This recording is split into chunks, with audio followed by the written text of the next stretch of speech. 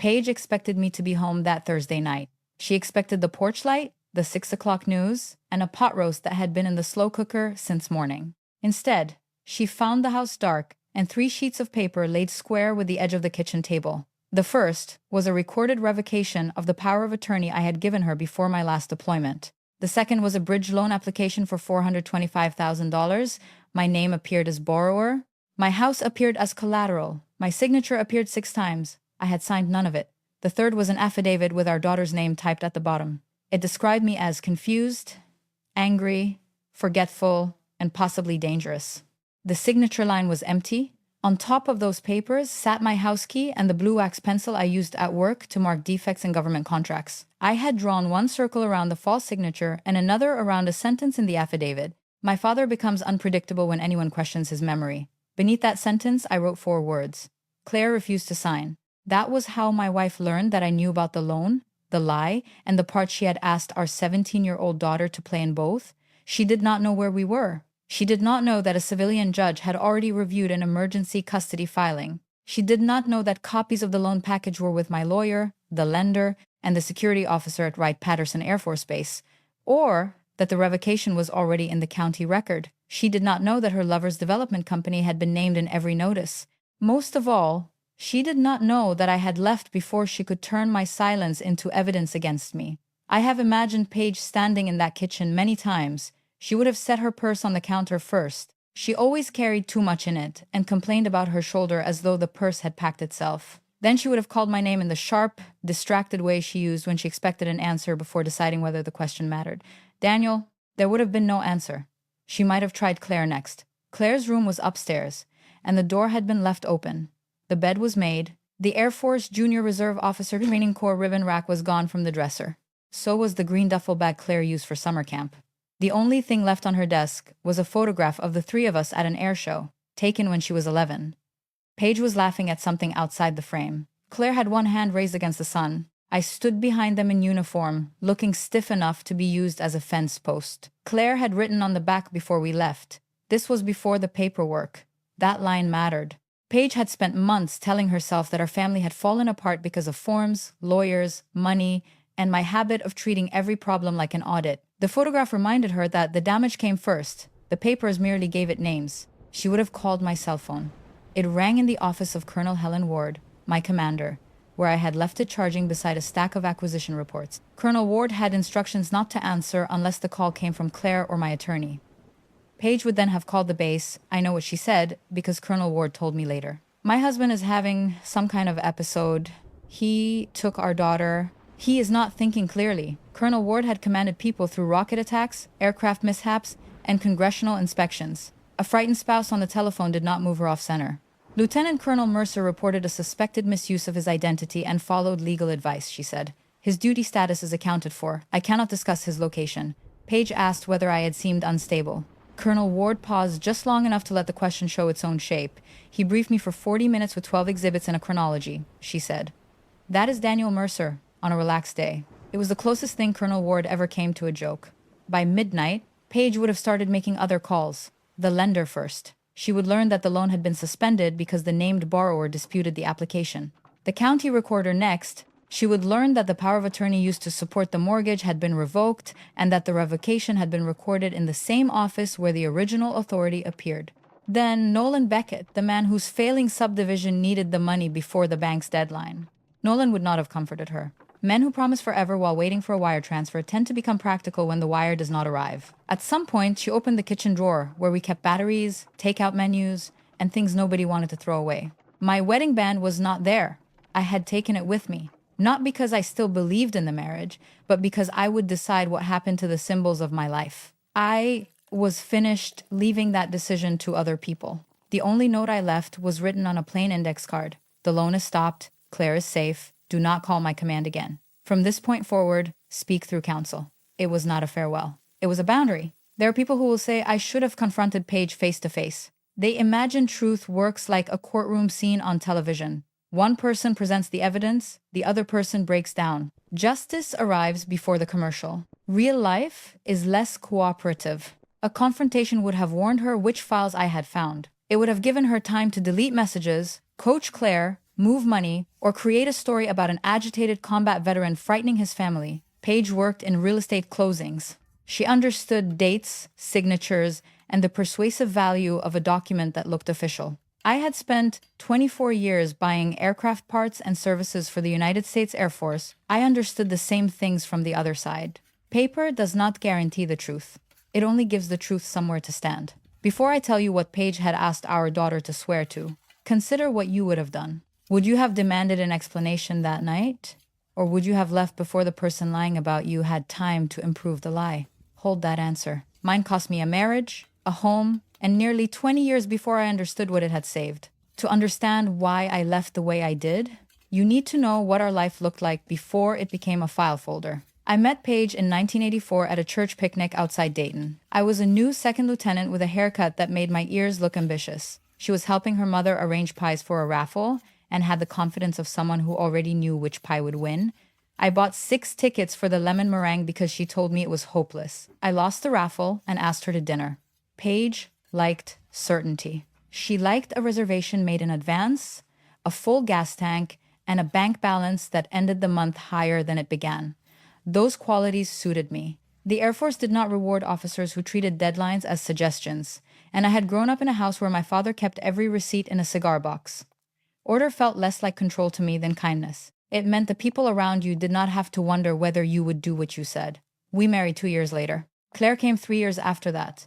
By the time she was born, I was a captain working in contracting, which meant I spent my days deciding whether companies had delivered what the government paid for. The work was not glamorous. No child ever taped a poster of a contracting officer over a bed. But an aircraft does not fly because somebody gives a stirring speech. It flies because the right part arrives, the paperwork matches the part, and someone notices when the price of a common bolt has somehow tripled. Paige understood that world better than most spouses. She began as a receptionist for a title company near the base, learned the closing process, earned a notary commission, and eventually opened a small agency of her own. Homefront Title served military families who were buying or selling on short notice. Paige could explain an escrow statement to a nervous young couple without making them feel foolish. She remembered which lender returned calls and which county office lost forms. People trusted her because she made complicated things feel manageable. For many years, that trust was deserved. We moved 5 times. Paige handled school records, utilities, movers, and the 1,000 domestic details. The military calls a family move as though the family were a crate. I deployed more than once. She kept the house running. She sat through delayed holiday dinners and changed plans when the Air Force changed mine. I will not rewrite those years to make the ending easier. Paige was not a villain from the day I met her. She was funny, capable, and brave in ways that had nothing to do with uniforms. Our trouble began the way corrosion begins on an aircraft. Not with a dramatic break, but beneath paint that still looks sound. By the time I made Lieutenant Colonel, my work had become more demanding and less visible.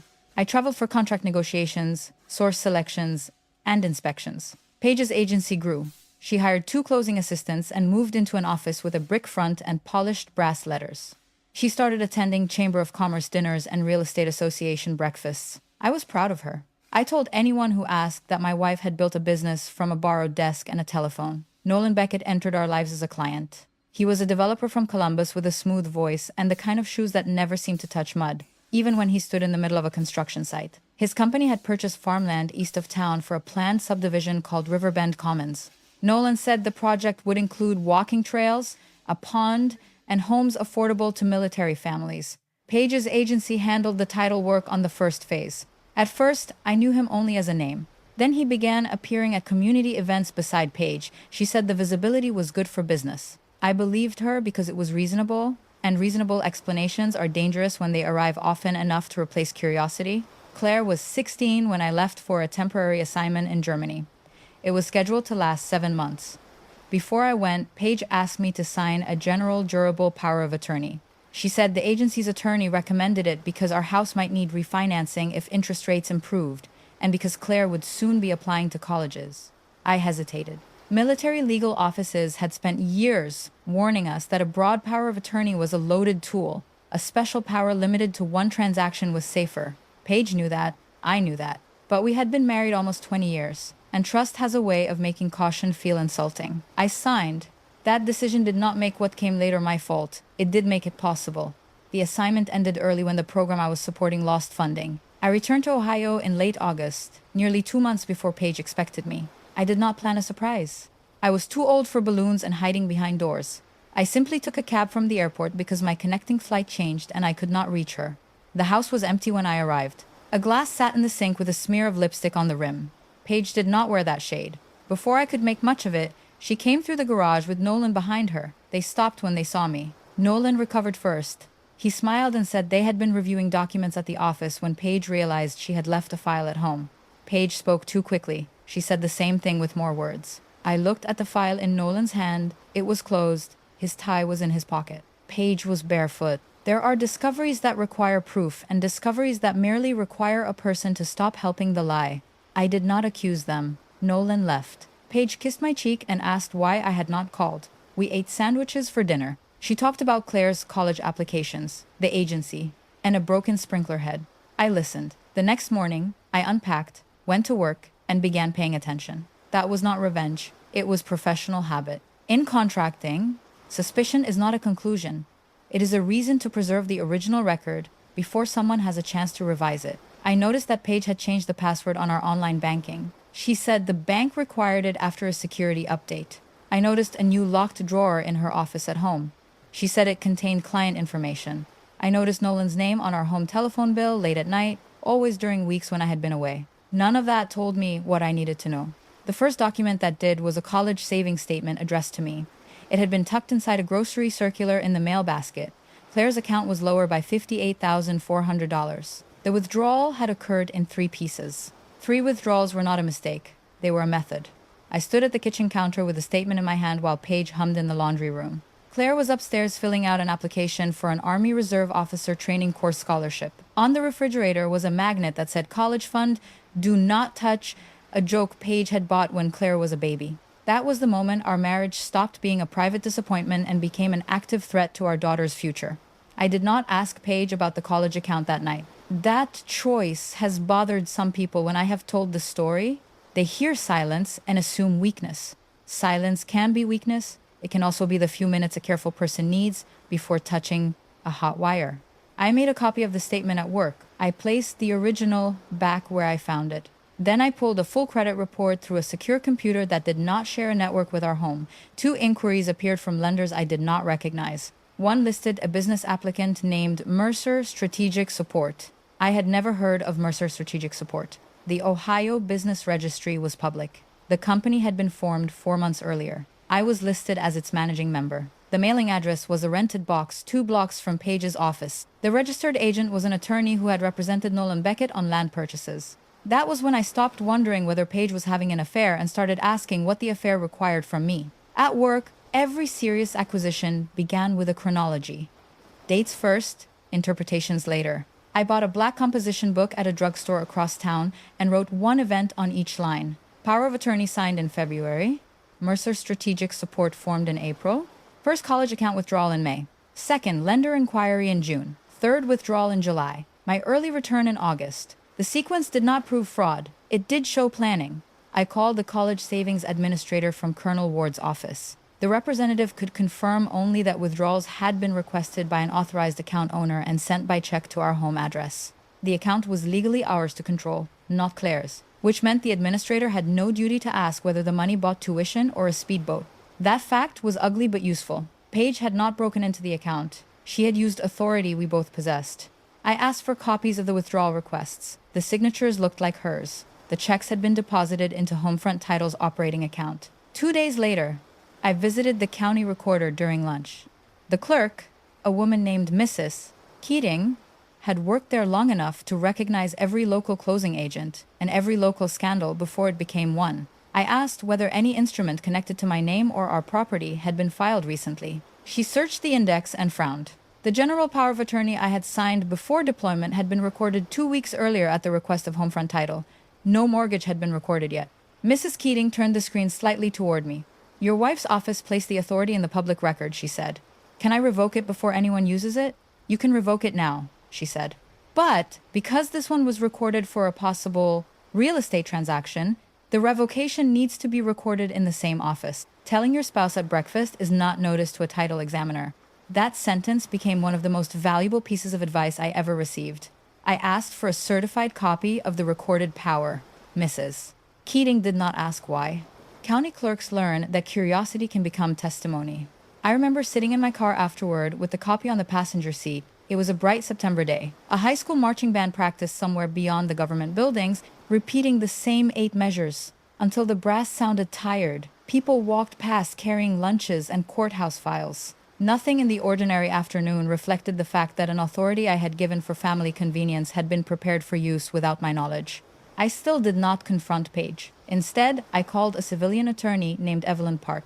I chose her because her office was in Springfield, far enough from Paige's professional circle to reduce gossip. Evelyn had spent 20 years handling commercial disputes and divorces. She listened without interrupting while I described the account withdrawals, the business registration, the lender inquiries, and the newly recorded power of attorney. When I finished, she asked one question: "Does your wife know you are home for good?" "Yes." "Then assume the timetable just accelerated."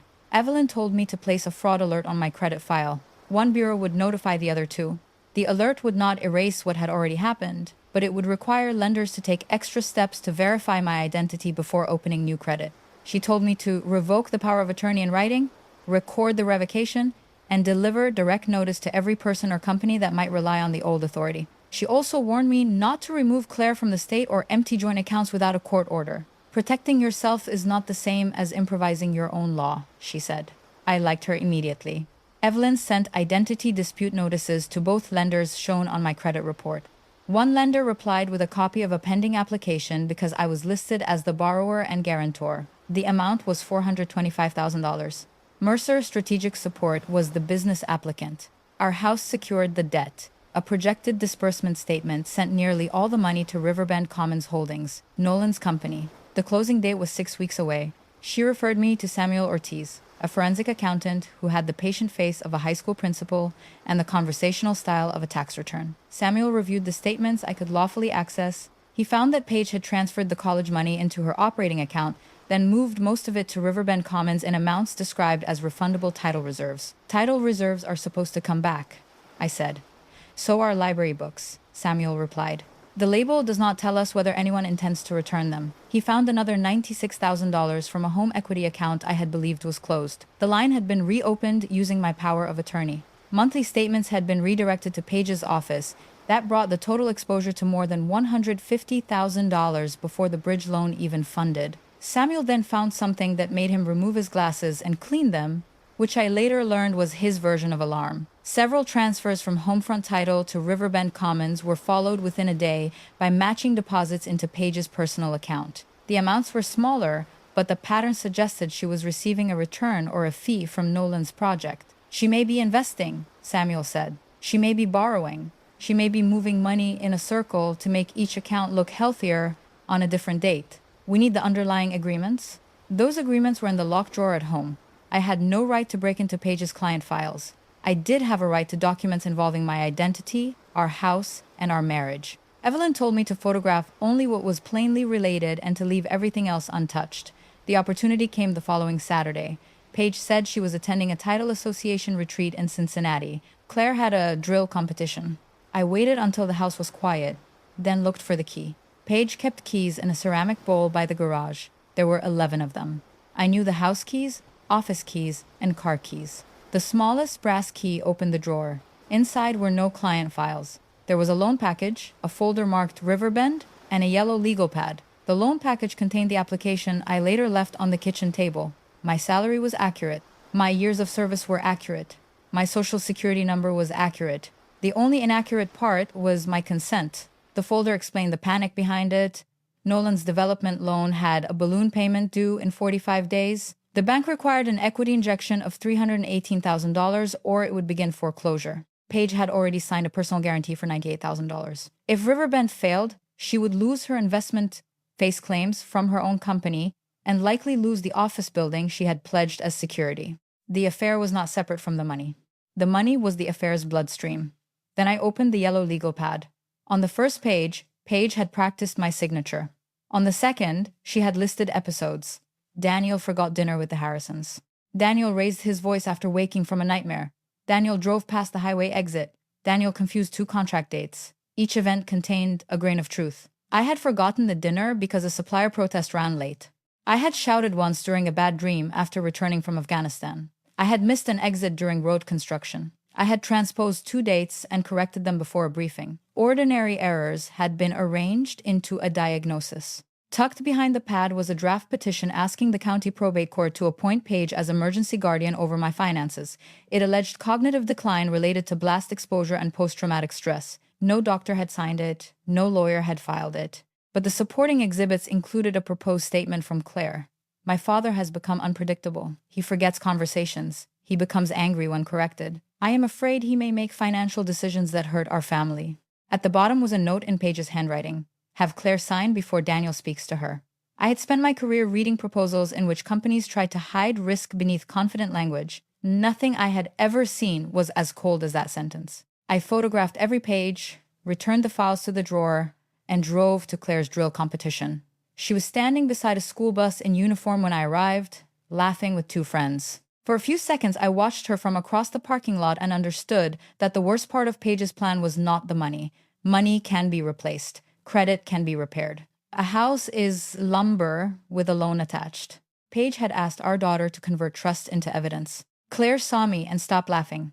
Dad, she said, Mom told me not to talk to you about the paper. That was the first time I knew Paige had already put it in front of her. I did not question Claire in the parking lot. Her friends were nearby. Parents were loading folding chairs into trunks. A band director was arguing with a bus driver about instrument cases. There are places where a child should be allowed to remain a child, even at 17. I asked whether she wanted a hamburger. We drove to a diner near the highway and took a booth in the back. Claire kept both hands around a glass of iced tea. She had Paige's habit of rubbing one thumb over the other when she was trying not to cry. Tell me what happened in your own words, I said. Do not guess what I want to hear. Mom said the family could lose the house because you made a bad investment. I did not make an investment. I know that now. How? Because she wanted me to sign before I could ask you. Claire looked toward the window. A tractor trailer rolled past, shaking the glass. She said you had trouble after Afghanistan. She said you forgot things and got angry. She said a lawyer needed proof so she could stop you from moving money until a doctor helped you. The paper said I was scared of you. Were you? No? Did you sign? No. Why not? Because it was not true. The answer was simple. The cost of reaching it had not been... Claire told me Paige had first approached her 2 weeks earlier. She had framed the affidavit as temporary protection. Nolan was never mentioned. Neither was the bridge loan. When Claire hesitated, Paige reminded her of my missed dinner, the nightmare, and the wrong exit. She said military families sometimes protect injured service members before those service members understand they need help. That argument was effective because it borrowed the language of care. Claire asked to take the statement upstairs and read it.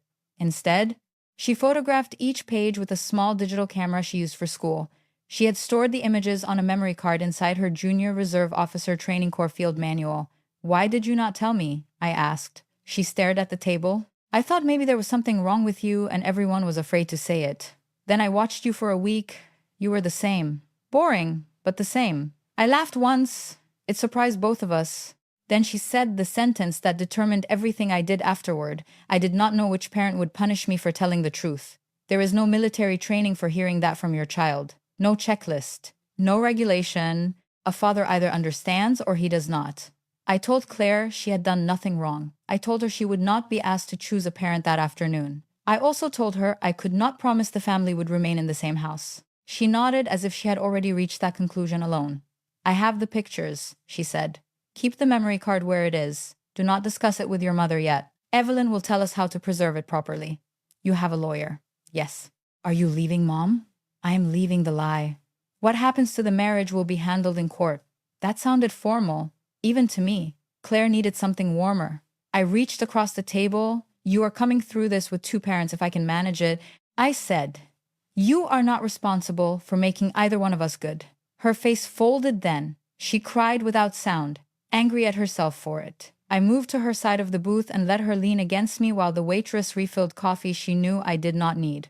Evelyn arranged for Claire to meet a guardian ad litem, an attorney appointed to focus on her interests during the custody dispute. Because Claire was nearly 18, the court would give substantial weight to her preference, but Evelyn did not want my daughter's first act in the case to be an accusation against her mother. We can establish risk without making Claire the weapon, she said.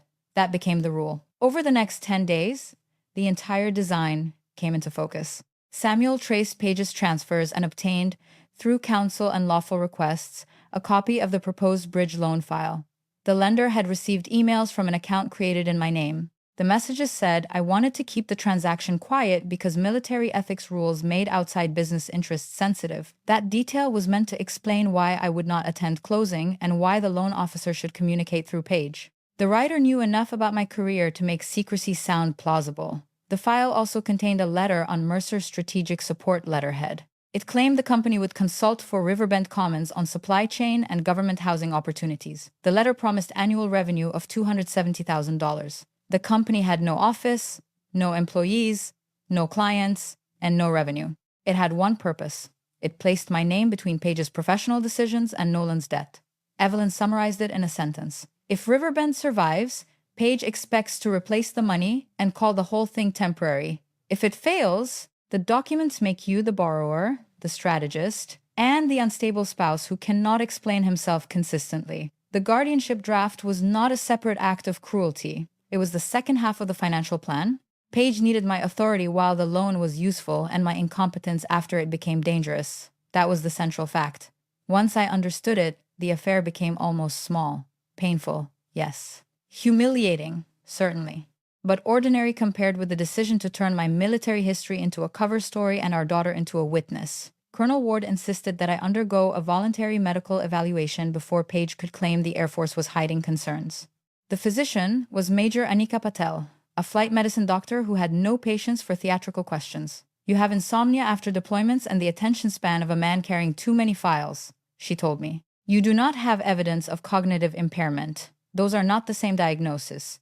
Her report documented that I was fit for duty. My security officer also opened a routine review because my identity had been used in a private company. That was uncomfortable but necessary. People with clearances can be compromised by hidden debt, coercion, or undisclosed business interests. I disclosed everything before someone else could present it as a discovery. Colonel Ward gave me one piece of advice after the interview. A secret reported by you is a problem to solve, she said. A secret reported by someone else is leverage. Evelyn prepared the revocation of the power of attorney. Because the old authority had been attached to a proposed real estate transaction, she had the revocation recorded with the county and sent certified copies to the lender, Paige's title underwriter, and Nolan's counsel. I placed the fraud alert and filed an identity theft report concerning the shell company and loan application. The bridge loan stopped before closing. Riverbend's bank refused an extension. Nolan called Paige 15 times the day the lender suspended the file. I know that because Claire heard the calls through the wall. The next evening, Paige came into my study carrying 2 glasses of wine. She placed one beside me and sat in the chair across from my desk. She had changed clothes and applied makeup. The effort told me the conversation was planned. You seem distant, she said.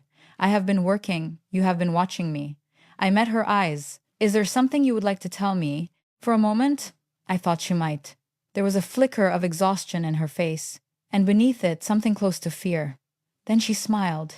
Only that Claire needs stability this year. College applications are stressful. We should both be careful not to bring work tension home. She was giving me a warning disguised as concern. I left the wine untouched. That night, I wrote a letter I did not intend to deliver. It began as a record for myself. I know about Riverbend. I know about the withdrawals. I know about the company in my name. I know what you asked Claire to sign. The only question left is whether you understand what you have done. I wrote 6 pages. Then I placed them in an envelope, sealed it, and gave it to Evelyn. When should I send this? She asked. When Paige is ready to read facts without turning Claire into an answer. Evelyn raised one eyebrow. That may take a while. It took nearly 20 years. The day I left, I did not disappear. That distinction mattered to Evelyn, to the judge, and eventually to Claire. I filed for divorce and temporary custody through the proper court. I disclosed where Claire and I would stay. I requested an order preventing either parent from moving or encumbering marital property. I asked that Paige have regular contact with Claire as long as she did not discuss the affidavit, the loan, or the litigation with her. Then I packed 2 suitcases and drove Claire to my brother's house in Beaver Creek. My brother, Michael, was a retired high school principal who believed every crisis could be improved by chili and a legal pad. He put clean sheets on the guest beds, made too much food, and asked no questions until Claire went upstairs. How bad? He said. Bad enough that details would not help tonight. He nodded. That is what principals say before they call the school board. The court hearing occurred the following morning. Paige arrived with a local attorney I recognized from charity dinners. She wore a navy suit and the expression she used at closings when a buyer had failed to read something important. Her attorney argued that I had overreacted to ordinary business decisions and removed Claire during a period of combat-related emotional instability. Evelyn presented the recorded revocation, the disputed loan application, the college withdrawals, and Major Patel's fitness report. The judge asked whether the bridge loan had funded. No, Evelyn said. It was stopped after my client gave notice. The judge asked whether Claire had signed the affidavit. No, Evelyn said. We are asking the court not to require her testimony unless no other evidence can protect her interests. Paige looked at me for the first time then. She had expected me to produce Claire's photographs like ammunition. She had expected a public accusation she could call vindictive.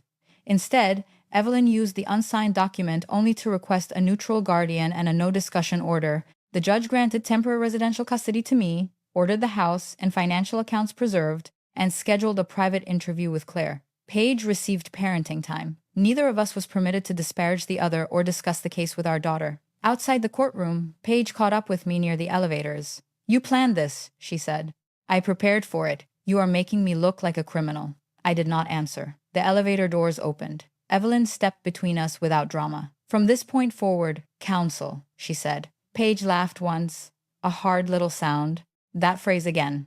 Did the Air Force teach him to stop being human? Evelyn looked at her. No. It taught him to document when other people stop. We left. The divorce took 11 months. During that time, the title underwriter audited Homefront Title. The audit did not find missing client escrow money, which mattered. Paige had moved her own operating funds, our family money, and borrowed funds, not money legally held for customers.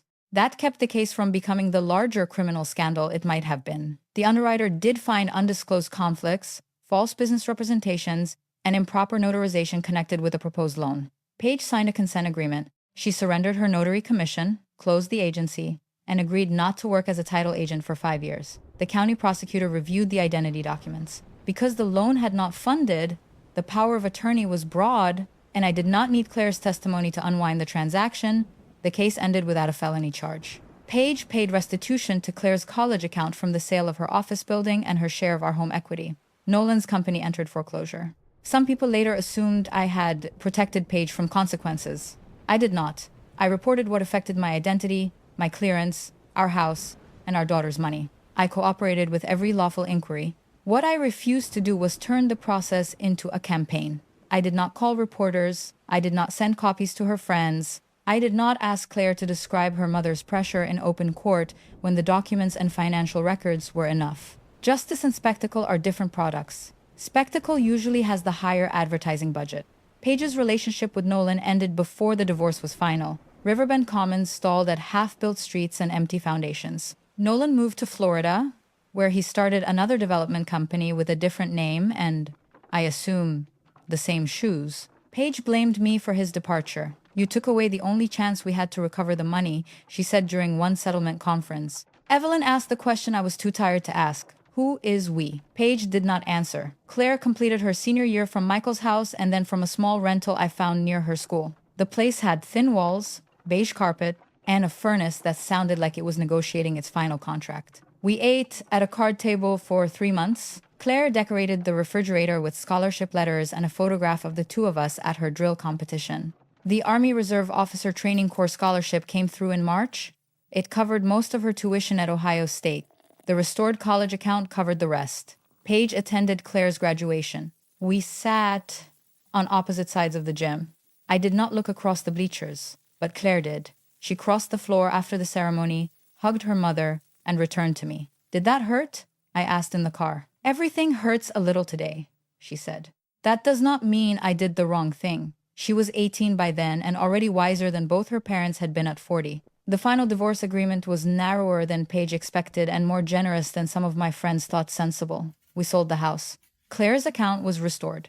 The remaining equity was divided after debts. I kept my military retirement because Paige waived any claim in exchange for avoiding additional civil litigation over the fraudulent company. She kept what remained of her business assets. There was no alimony.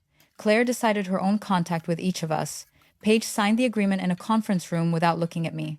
When it was my turn, I used the same blue wax pencil from the kitchen table to mark the signature lines before signing in black ink. Evelyn noticed. You know they make ordinary pens, she said. Ordinary pens did not get us here. Afterward, I removed my wedding band in the parking lot. I did not leave it for Paige. I placed it in the small zippered pocket of my briefcase beside the challenge coin Colonel Ward had given me after the security review closed. The coin carried the contracting command emblem on one side. On the other were 3 words: trust requires verification. I had once considered that phrase too severe for a marriage. I no longer did. My security clearance remained intact because I had disclosed the problem quickly and completely.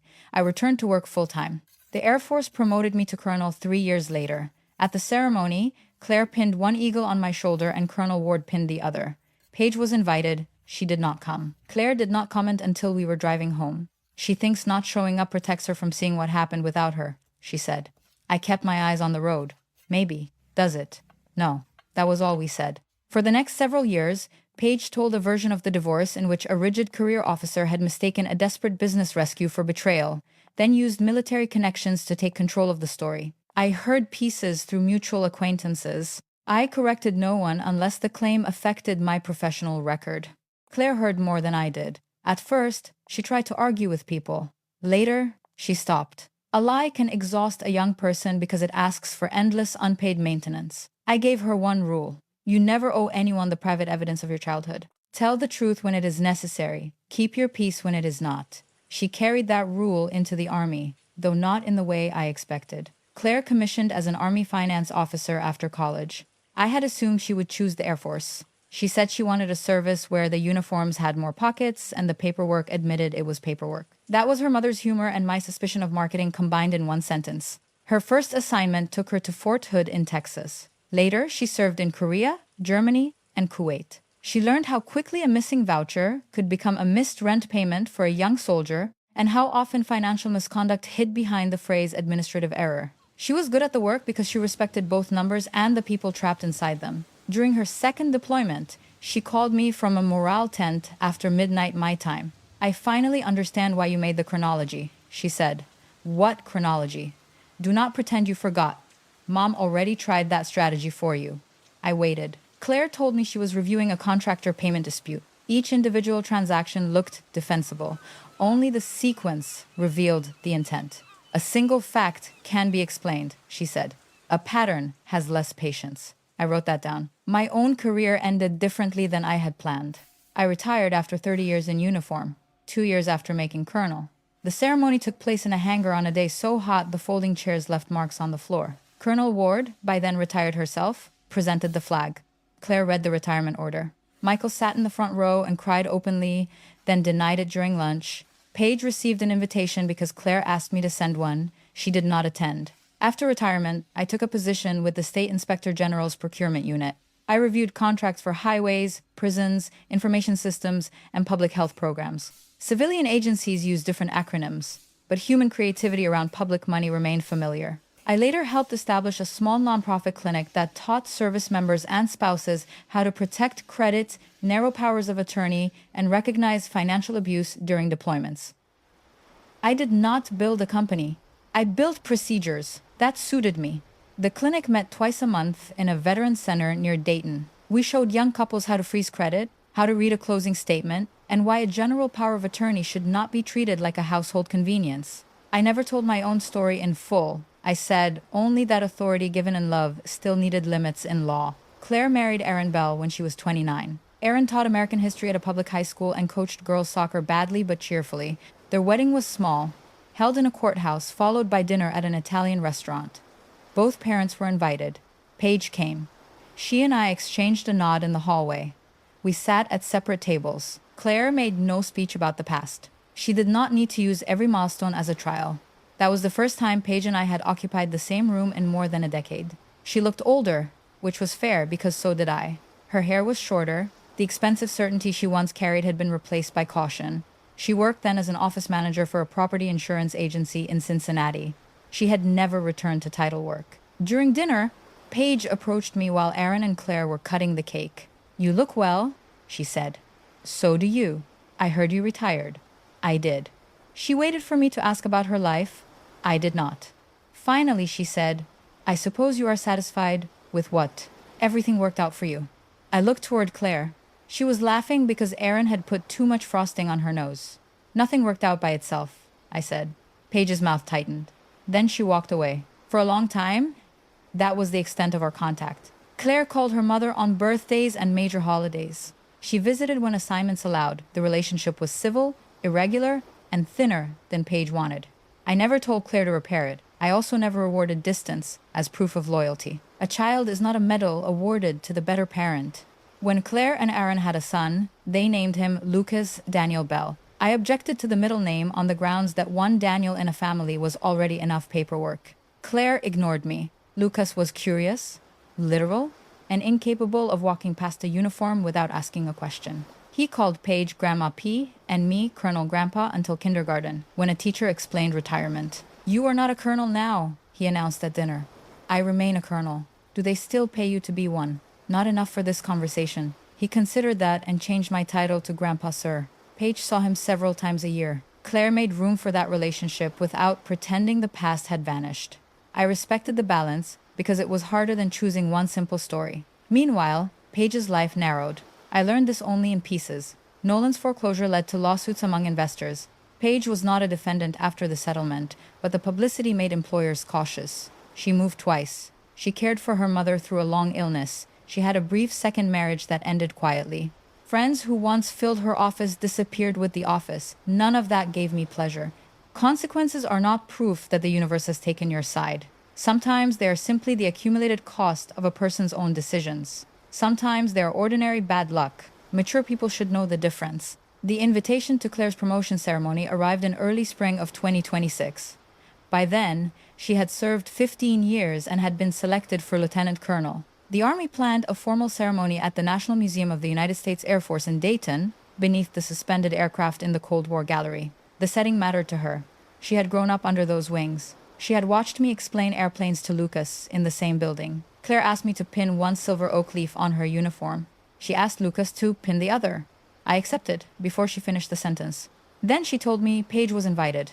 "That is your decision," I said. "I know. Do you want me to do anything?" "Show up. Stand where I put you. Do not rescue anyone from discomfort."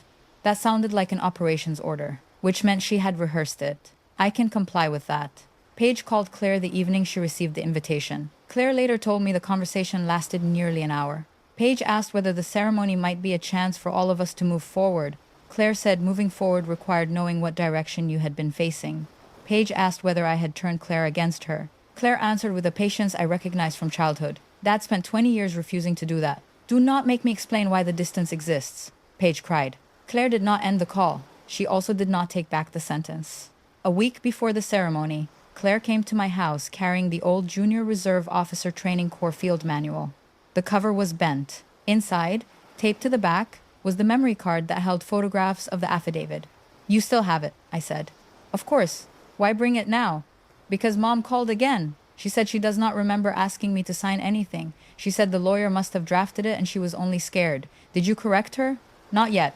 Claire set the manual on my kitchen table. "I want to speak at the ceremony about integrity. I am not going to describe the loan. I am not going to name Nolan. But I am done acting as though the distance between us came from a misunderstanding." I studied her face. "What do you need from me?" "Permission to tell my part.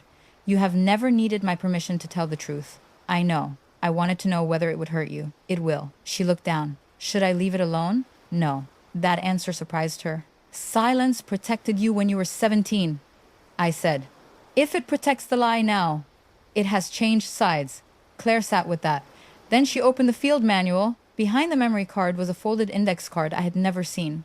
The handwriting was hers at 17. Dad did not ask me to choose him. Mom asked me to help erase him. I chose the truth. "Why did you write this?" I asked. "Because I was afraid I would forget what happened after everyone explained it differently." She had built her own chronology. I returned the card to the manual. "What will you say at the ceremony? Only what belongs to me." That was the correct standard.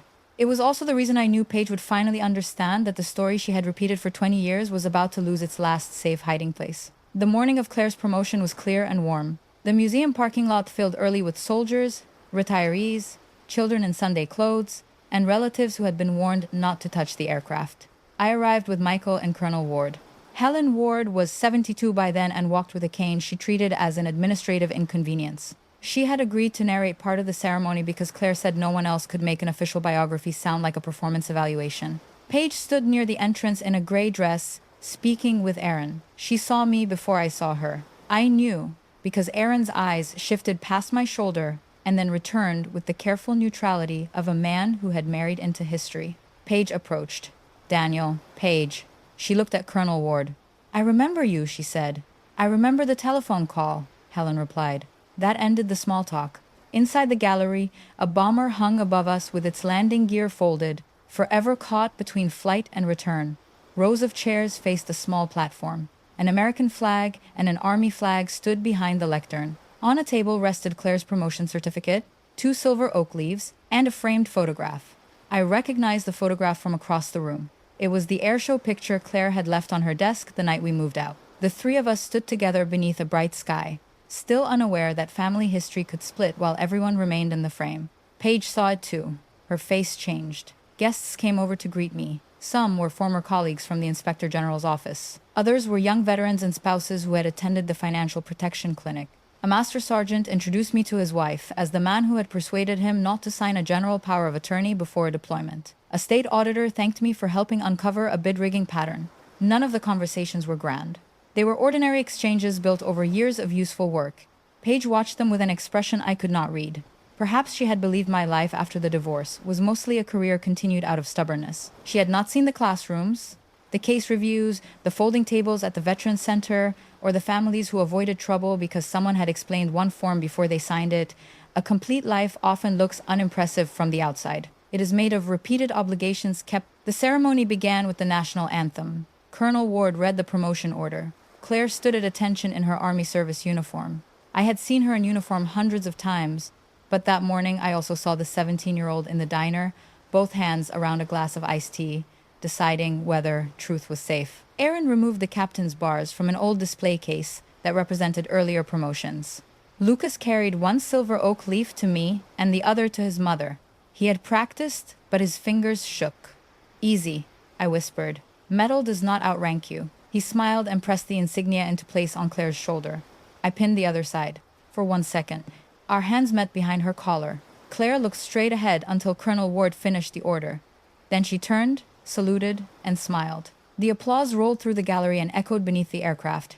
After the oath, Claire stepped to the lectern. She thanked her soldiers, commanders, Aaron, Lucas, and friends. She thanked Paige for coming. She thanked Michael for providing a home during her final year of high school without ever making her feel like a guest.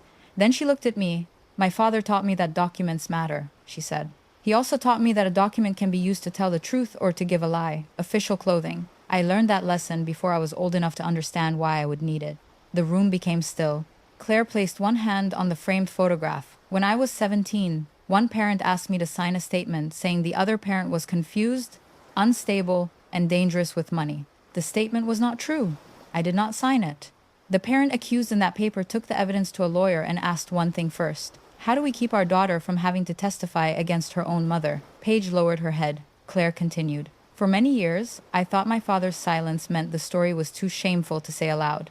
I understand now that he was not protecting a reputation. He was protecting my right to become an adult before carrying the full weight of what adults had done. He never asked me to reward him for that choice. I felt Colonel Ward's hand close around my forearm. Claire turned toward Paige.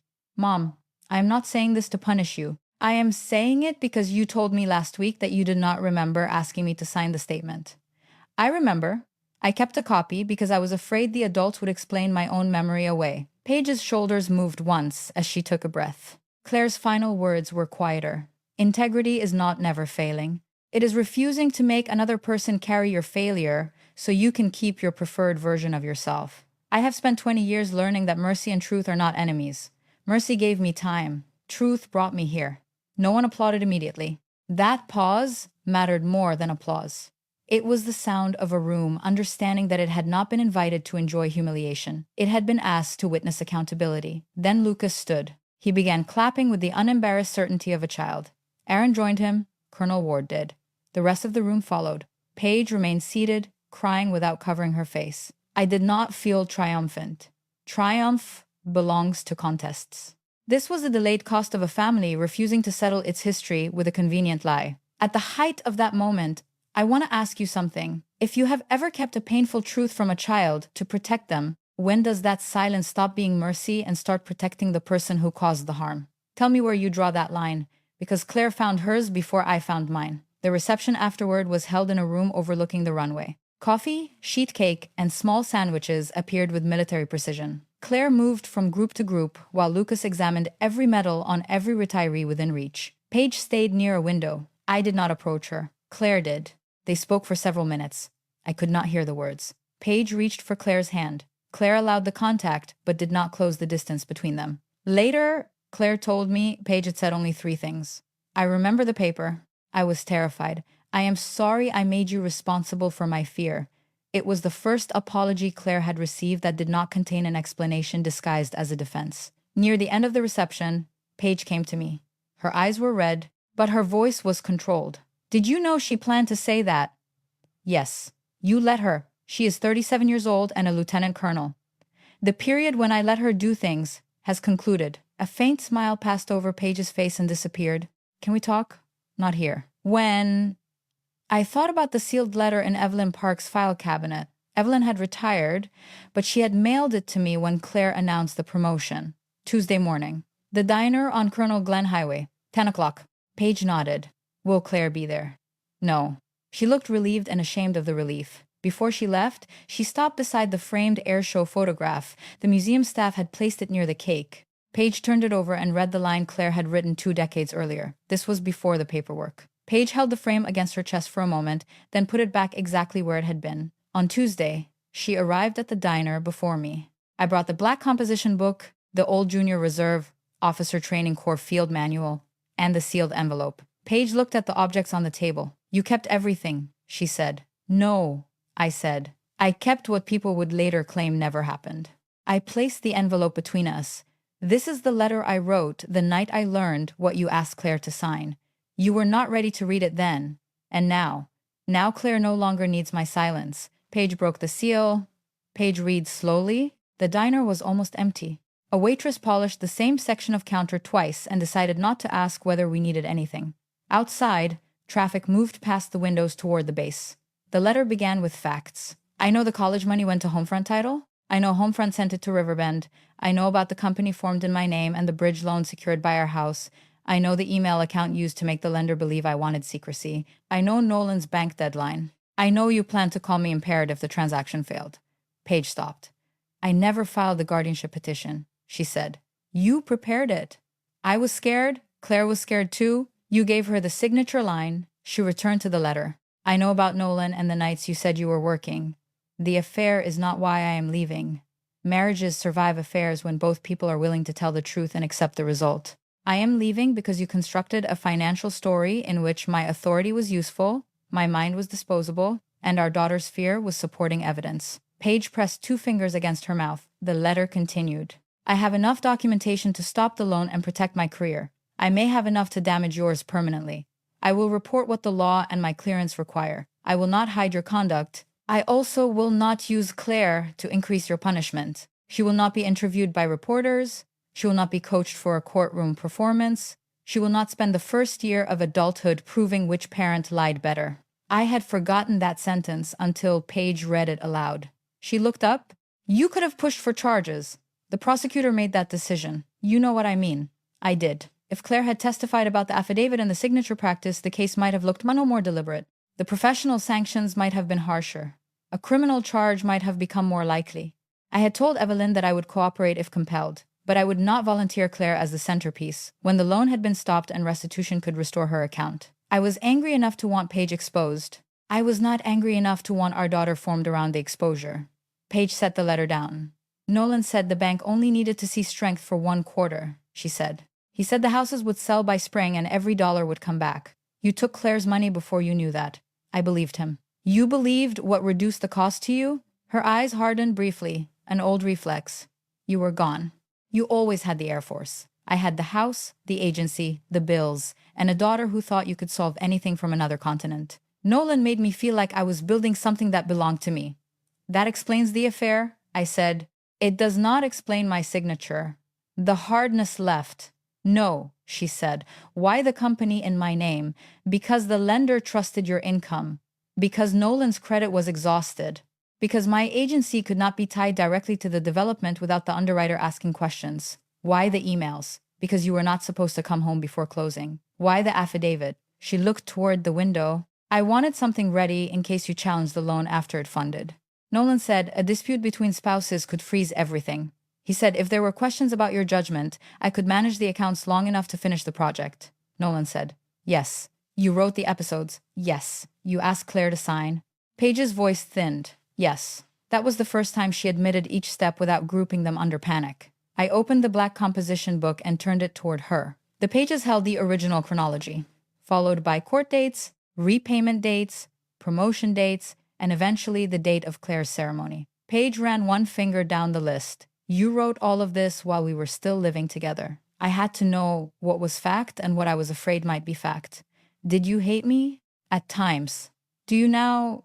No. The answer seemed to hurt her more than yes would have. What do you feel? I considered giving her a polished sentence. Age had made me suspicious of polished sentences. I feel that you were once the person I trusted most, I said. I feel that you became dangerous to me and to Claire. I feel grateful that the loan stopped before your worst decision became even worse.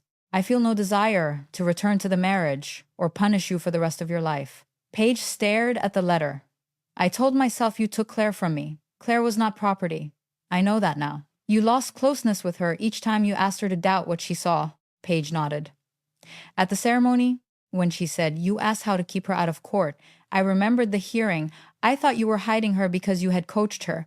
That was easier to believe. Yes. We sat without speaking. Then Paige asked the question I had expected for 20 years. Why did you not give me this letter then?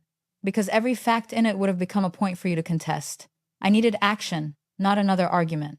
Later, Claire still needed distance from the evidence. After enough time passed, the letter no longer belonged to the divorce. It belonged to whether you could face yourself without using our daughter as an audience. And you think I can now. I think Claire gave you the opportunity. What you do with it is not mine to supervise. Paige folded the pages along their old creases. May I keep it? Yes. She placed the letter in her purse. Then I gave her one more document. It was a copy of the index card Claire had written at 17. Dad did not ask me to choose him. Mom asked me to help erase him. I chose the truth. Paige read it once. Her face changed in a way I cannot describe without pretending I knew everything inside her. I did not. I saw grief. I saw recognition. I may have seen shame. Anything more would be guesswork. She handed the copy back. Does Claire know you have this? She brought it to me. I would like to apologize to her again. Then apologize without asking what it earns. Paige nodded. I stood and placed money beneath my coffee cup. Daniel, I waited. I am sorry I used what happened to you overseas as a tool. That apology reached a place the others had not. Thank you, I said. It was not forgiveness. It was receipt. 3 months later, Claire called and told me Paige had sent her a written account of the loan, the affidavit, and Nolan's role. The letter did not blame me, the Air Force, the lawyer, or fear. Paige also signed a sworn statement confirming that I had never authorized Mercer's strategic support or the bridge loan. No court required it. Claire asked whether she should believe the change. Believe the act that happened, I said. Let future acts tell you whether it is a pattern. She laughed. You are still making chronologies? They remain useful. Paige and Claire began speaking more often. The relationship did not become close overnight. Some months they had lunch, other months a careless sentence reopened distance. Repair was not a parade, it was maintenance. And Paige had spent too many years avoiding maintenance to expect the machinery to run quietly. I stayed outside that process. In October, Paige sold the condominium where she had lived since her mother died.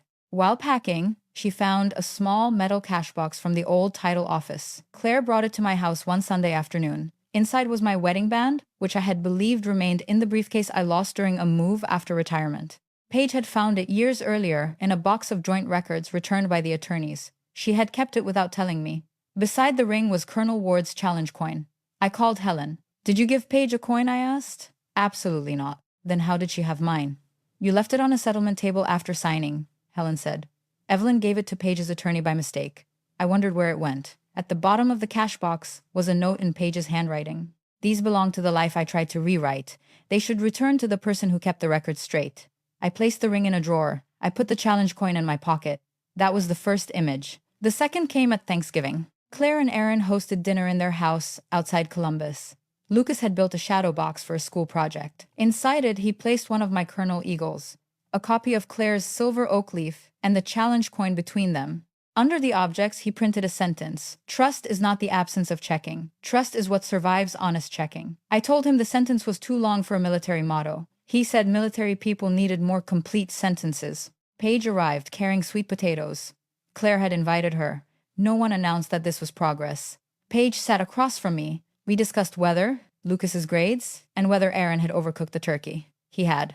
Ordinary conversation can be more demanding than a dramatic apology. It requires everyone to remain present after the meaningful lines are finished. The third image came the following November at Lucas's school Veterans Day program. He had interviewed Claire and me for a presentation about service. The gym was crowded with folding chairs, paper flags, and children searching the audience for familiar faces. Claire sat on my right. Aaron sat beside her. Paige entered late and took a seat at the far end of the row. Lucas stood at the microphone and explained that his mother served in the army and his grandfather had served in the Air Force. He showed the shadow box on a screen behind him. Then he said his family had taught him a rule. People can tell the truth about the past without making the future live there. I looked at Claire. She had not known he planned to say it. After the program, a teacher offered to take a family photograph. We arranged ourselves beneath a paper banner. Paige stood a careful distance away, as though the old boundaries had physical measurements. Lucas noticed. "Grandma P, move closer," he said. Paige looked at Claire. Claire held out her hand. "Not because everything is fixed," she said, "because everything is true." Paige stepped into the space beside her. The teacher raised the camera. Lucas stood in front holding the shadow box. My old ego caught the gym lights. Claire's oak leaf caught them next. Between the two ranks, the challenge coin looked small and steady. For years, the photograph from the air show had represented the last time we stood together before the paperwork. The new photograph did not erase that one. It answered it. We were older. We were not restored to the family we had been. Paige and I would never be husband and wife again. Claire would never recover a childhood without that affidavit. Accountability had not made the damage imaginary. But no one had been asked to vanish, so the picture could look complete. That was the warm surprise at the end of a story I once believed could end only with distance. The greatest thing I saved was not my house, my credit, my rank, or even my name. It was Claire's right to tell the truth without losing every person connected to it. I used to think verification was the opposite of trust. Now I know better. Verification protects truth. Accountability protects choice. And when both are finally present, even a family that cannot go back may still find a way to stand in the same frame.